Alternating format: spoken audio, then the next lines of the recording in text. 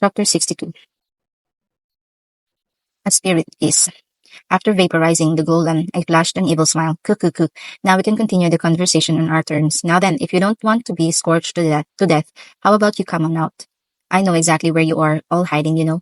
I know the general direction, but not the exact location. I'd much rather they come out of their own volition. In response to my words, in great panic. Yes, as you have commanded, though greatly embarrassed, we appear before you, and with dragonfly wings growing from their backs, tiny and cute girls came flying out. They were no longer than 30 centimeters in height, no midgets, but the kind of fairy you'd hear about in a fairy tale. At the front of the group lined up girls dressed in dazzling dresses with many frills.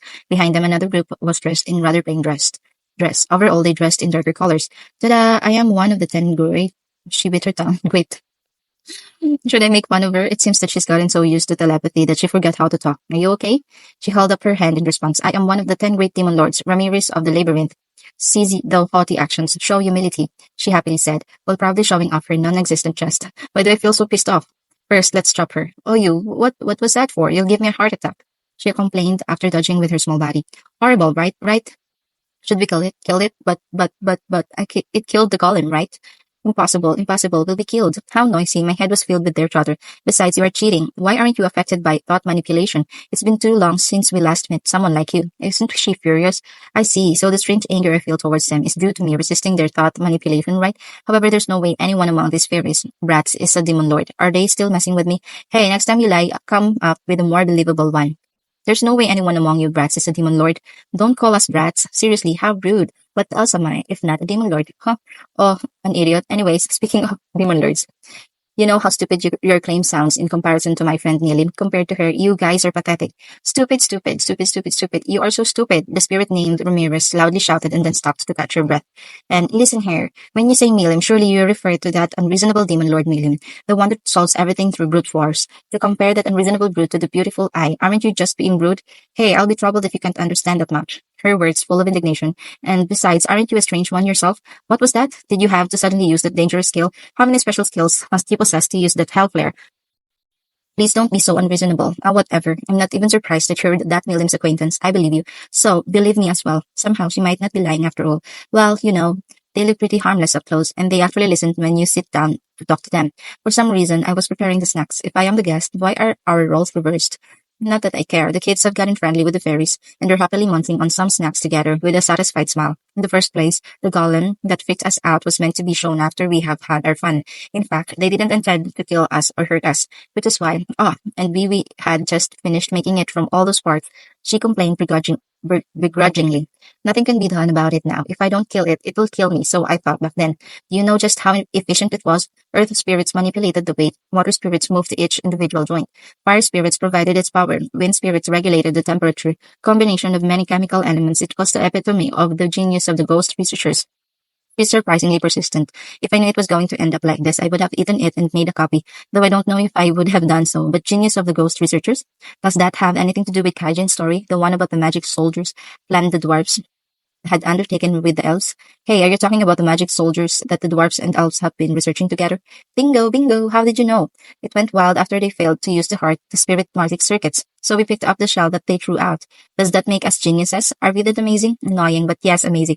But we are talking about ghost researchers who employ the power of ghosts, and fairies who are probably an existence close to that of ghosts. In other words, I can accept their proficiency in regards to this question. Anyways, to summarize Ramirez's story, people tried to manipulate the power of ghosts to create a golem, filling its body with magical energy, as if blood, and pumping it with oil to make it move, and to control its weight with magic, but it proved nonsensical. I mean, its magic supply would be cut off if it just jumped 5 meters away. However, were it made usable, it would become a terrifying weapon. Though Ramirez is an idiot, I guess she is amazing. Alright, I understand your awesomeness. Now I have a request to do this. Awesome, you. I declared. Then I explained the children's circumstances without hiding anything. Truth and only the truth. The children listened intently. I see. I remember there was a guy who came here to try some things out. Leon. It was Leon Chan. He had not become a demon lord back then. Well, I could have taken him out with a single punch. No question. Seriously. That's a lie. I mean, it's not a case where she is averting her eyes. They are just spinning out of control. I listened to her story. One day, a young Leon showed up here, Ramirez. The thought manipulation had no effect. In fact, she was controlled instead. For Ramirez, who was only proficient in illusion magic of the spirit magic archive, there was nothing else she could do. Besides, Just as it happened with you, once illusion magic failed, it was game over. I had not more cards to play. This adorable Ramirez had no other plan, so I planned to have the golem become my arms and legs, and silence the demon lords who constantly ridiculed. She's complaining again, not completely disheartened, but certainly holding a grudge. Well, she then went out and lost to the not yet demon lord Leon, and had to help him out. It seems he was researching things knowledge on how to summon ghosts. Without a single clue, he had managed to summon a high-level fire spirit out of pure anger, and then sent him away. The fairies were dumbfounded when he told them, and then he had this absurd request to summon world travelers, special individuals from other worlds. Stop asking for the impossible. Are you an idiot? He looked about to cry when I said that. No, really, he started crying. Yeah, I am not exaggerating in the slightest. Pathetic. A crybaby but so cheeky idiot. Why she's getting excited all on her own? Is this a demon lord? Thank goodness, had the first demon lord I met been this, I would consider them a miserable existence. But is she going to be fine? If someone learns of her malicious gossip, she'll be erased. No, I mean, I can easily squash her. Hey, you are thinking something rude right now, aren't you? No, not at all. Though she's looking at me with suspicion, let's not forget that she's an idiot. She's easy to fool. By the way, the conversation got sidetracked. The point is, I want to have high-ranked spirits stop the children's collapse.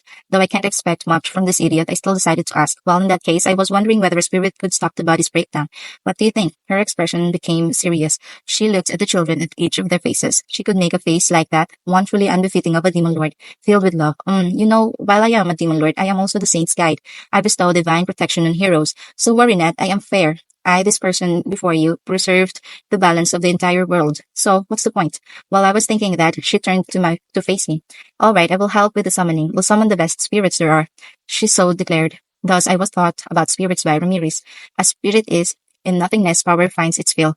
That is a Holy Spirit. The great Holy Spirit is the source of power. Among this light and darkness, the two great spirits, who came to exist at the same moment as the world. But the world was without form, ephemeral existence, light and shadow, darkness and light, two existences that shall never interweave. One day, the great spirit time was born, the child of light and darkness, and thus the world began to move. The moving world spun without purpose around itself.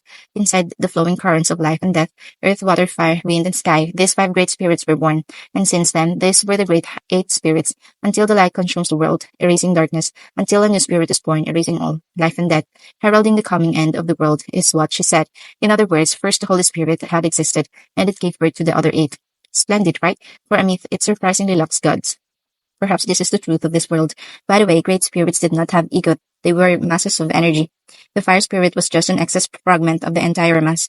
Like a monster, this fragment gained self-awareness, and this self-awareness, a self-aware fragment of pure energy, thus became a monster. In a few words, paranormal phenomena is what it is. Not that I understand, or what to understand, but I do get what she wants us to do. The point is, create another fragment. Is that it?